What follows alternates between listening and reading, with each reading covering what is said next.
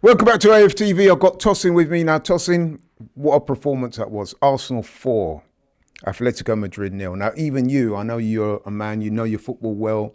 You're a very ardent Arsenal fan.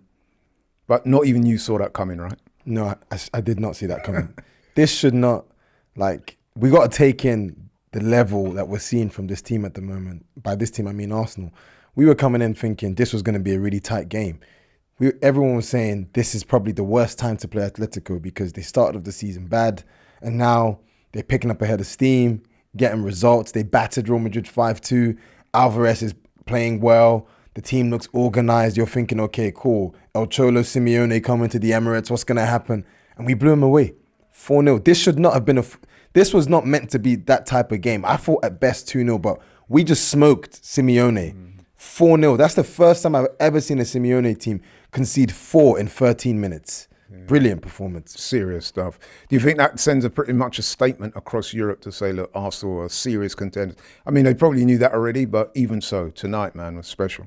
Yeah, absolutely. If that's not a statement, I don't know what is. I genuinely don't know what is. I think last season we gave Liverpool their props when they were bopping teams left, right and centre. They beat Man City, they beat Real Madrid, they drew to us 2-2 away from home. And we're seeing Arsenal rising to a new level. And this is a team, we've not even clicked yet. I think arguably you'd say right now, who's playing better than Arsenal in Europe?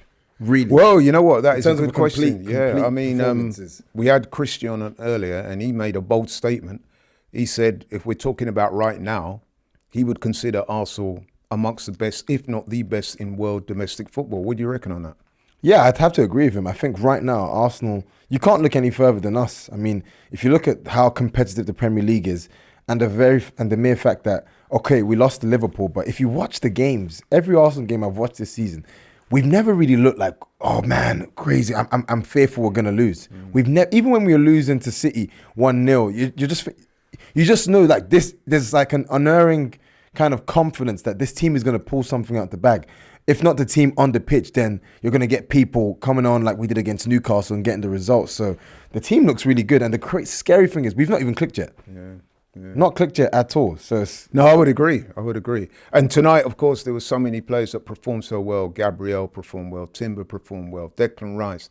And the list goes on. But I want to talk about Viktor Gyökeres because me and you was having a conversation off camera and we were both saying that he needs a goal.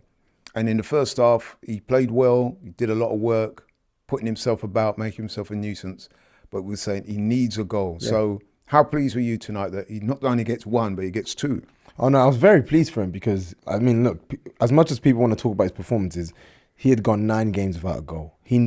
To say he needed a goal was a roaring understatement. The guy needed a goal, man. And you could feel the relief on his face, with the players, the whole stadium. He absolutely needed a goal. I'm happy for him. And the thing is, once he scored 1, obviously, I told you, catch up. Once a bit comes out, more starts coming out, innit? So I thought, okay, cool, let's get a brace. I was even hoping for a hat-trick. Then obviously Arteta took him off for Marina, but I'm happy for him. He needed that goal. He really, really needed it. And I liked his movement for the second goal as well. I like that. That's what he needs to be. I was critical of him against Fulham because number 1, you should have scored the chance on your left foot. And also number 2, the goal that Trossard gets, why is it Trossard there? Why is my striker not there? So today I saw once Gabriel gets the initial header in to the box, the striker's there where the striker should be, and he puts the ball in the back of the net. So I'm happy. Amazing performance by him. Yeah, well done to him. Man of the match? Oof. There's so many contenders. There's loads. It could be any one of Gyökeres, Timber, Lewis Skelly or Gabriel. I'm going to give it to Lewis Skelly. Purely because he's not been starting many games, but the games he started, Olympiacos as well, he should have had an assist with Martinelli. But today he just came and he's like, okay, cool, I'm going to show the gaffer what he's been missing from me. And he was phenomenal. That run he made for Gabriel's goal was sensational. Yeah. We saw that with PSG last season. Martinelli takes a touch. This time, first time, bang, goal. Great, good performance from Martinelli. And it was a good goal. I mean, I know you're a big advocate of Gabriel. You've described him as the best finisher in the club, in your opinion. Him taking that first, Martinelli. Sorry, opinion, yeah, he is. Yeah. I think Martinelli's the best finisher in the club. I think, it was good to see him take that because he's got that in his locker.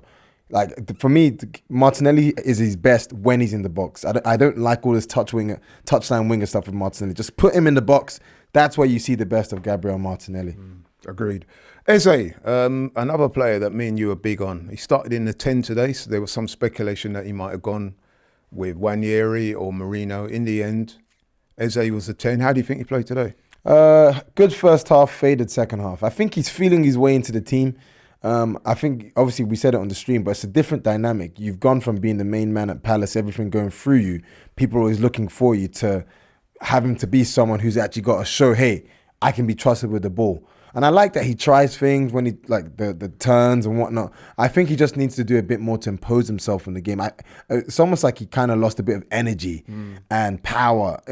Like I saw some lazy type of run in the second half. Maybe he's just, maybe that's part of it, getting used to the way we play, seeing, whoa, this is actually a step up from Palace.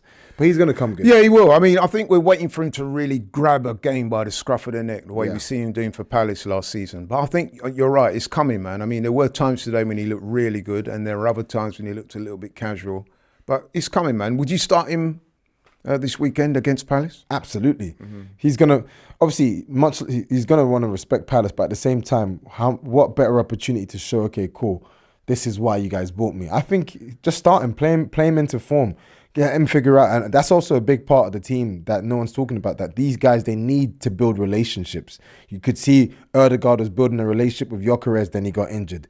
How many times has Eze been able to play in a consistent pattern, being able to build those relationships with Gyökeres, Saka, Declan Rice? So play him. Don't put Marino there. Please play Eze. I agree. And just finally, circling back to the Champions League. So we've seen Arsenal devastating performance today. How do you rate their chances of winning the Champions League this season? They can win the Champions League. They could have won the Champions League last season and the season before. I think they're strong contenders to win it. Now, am I saying they're the favourites? No, but they're very strong contenders to win it. Like if we got to the semi-finals playing with Mikel Merino up front, and even that game at home, we had chances, Donnarumma. Come on. You'd be a fool to tell me that Arsenal can't win the Champions League this season with the squad we got. We can win it. We're definitely one of the teams that people will be looking at as potential winners of it. And just finally, if you had a choice, I know we want to win both. We always talk about those type of things. But hypothetically, if somebody was to say to you, right, you can have the Champions League or the Premier League, which one would you want and why? I want the Premier League. Come on, that's heritage. Obviously, we've never won the Champions League before, but I feel like you kind of need the Premier. The Premier League is the bread and butter. That's the one you want to win as the springboard for then the next season where you win it again and then you win the Champions League as well. I think if we won the Champions League this season, I'd be pleased, but at the same time, it would be something we've never done before. It's something we've never done before, but I want that Premier League. I think we got to get it. This team, runners up, three back-to-back seasons. It's time. We got to win this Premier League. And the last time we was 3 back-to-back runners-up, what happened in that final year? We won the Premier League, sir. Let's see. There you go. Yeah. All right, bro. Respect. Yeah.